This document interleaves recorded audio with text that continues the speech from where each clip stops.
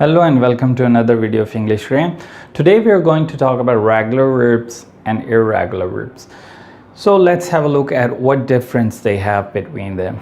Regular verbs, the past simple and past participle regular verbs end in ed when conjugated.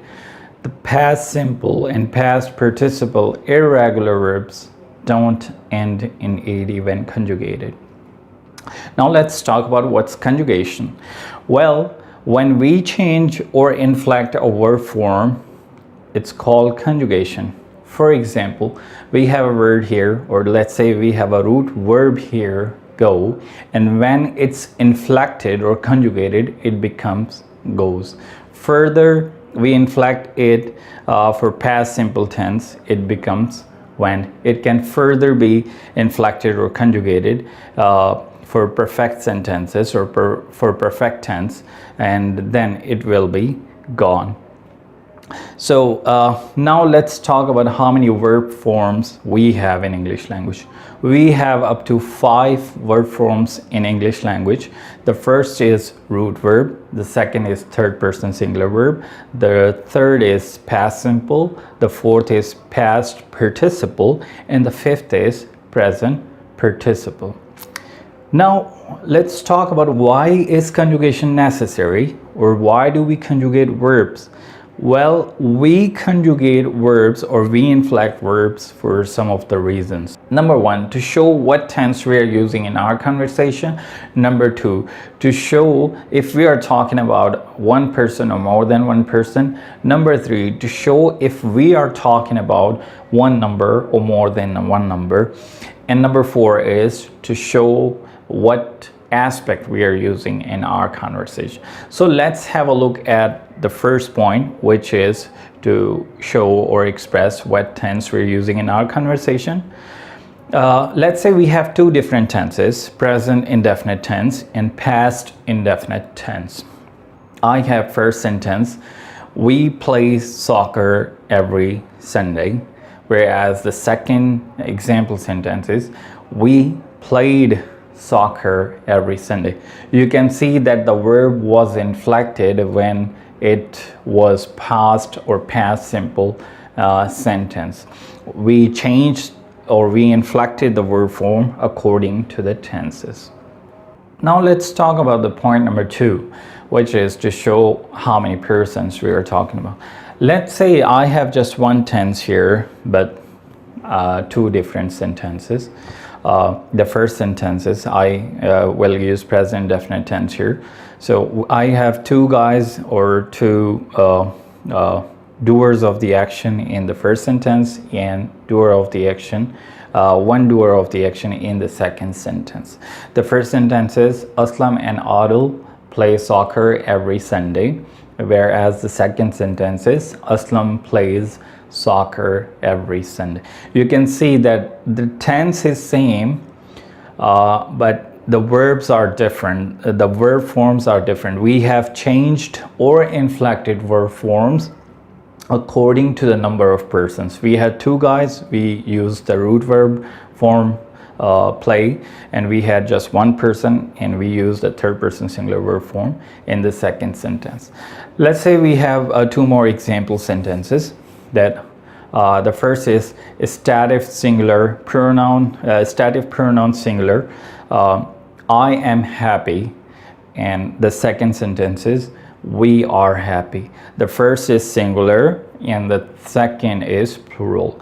Note that we can also use are after you if you're talking about a state of being verb. We can place are after you whether you is singular or plural.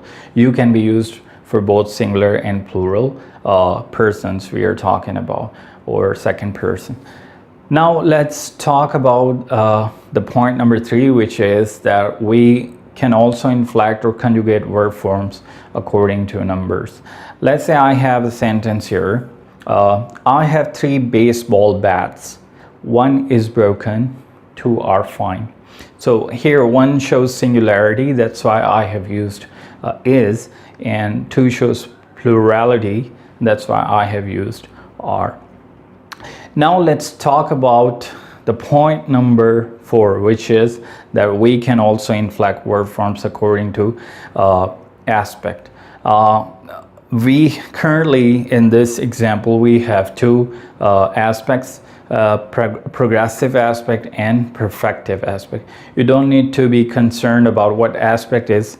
There are progressive sentences and perfective sentences, or you can say progressive tense or perfect tense. We, in grammar language, we call them aspect. So let's say the first example we have here, which is progressive aspect, I am studying, whereas the perfective aspect is I have studies. The first shows the continuity of the action, whereas the second sentence shows the completion of the action. So these were some of the examples of inflection or conjugation of verb forms, and how or when or why do we conjugate verbs. I gave you the answers. Now let's talk about the verb forms we discussed in the beginning of this video with the examples. Let's say we have a root verb here, act, and the third person singular verb form of act is acts, past simple is acted, past participle is acted as well, and present participle is acting. We have another verb starting with the same letter A, and the verb is, the root verb is arise, and the third person singular verb is arises. The past simple is arose, the past participle is arisen, and present participle is arising.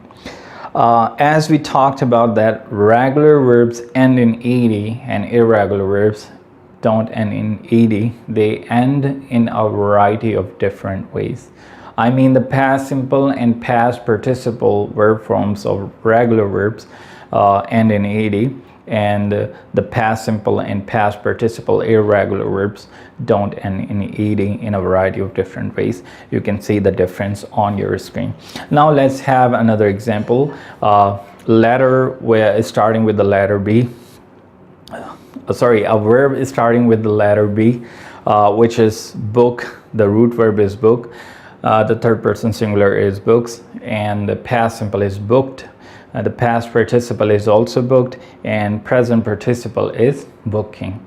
And we have irregular verb starting with the letter B, which is begin, and the third person singular is begins, and past simple is began, and past participle is begun, and present participle is beginning. Let's have another example. Verb is starting with the letter C. The root verb is cook. The third person singular is cooks, and past simple is cooked. Past participle is also cooked, and present participle is cooking. The irregular verb is starting with the letter C. The root verb is catch, and the third person singular is catches. The past and past participle are caught, and present participle is catching. So these are some of the examples. Now I want you to test your ability to guess what regular verbs are and what irregular verbs are. I have some exercises here. When you're seeing the blanks or when you're watching the blanks, just pause the video, memorize the answer in your mind, and you will definitely have the answers at the end of the video. You will have at least 3 or 4 verb forms, and you will have blanks you have to memorize, and when you are done, you think that you have answered in your mind or you have written on a piece of paper, then you play the video again and see the answers at the end of the video. I hope you enjoyed the video, and if you did, please subscribe, share, and press the bell icon button so you can have my videos notification as soon as they're out here on YouTube. Thanks for watching. Thanks for being here. Goodbye.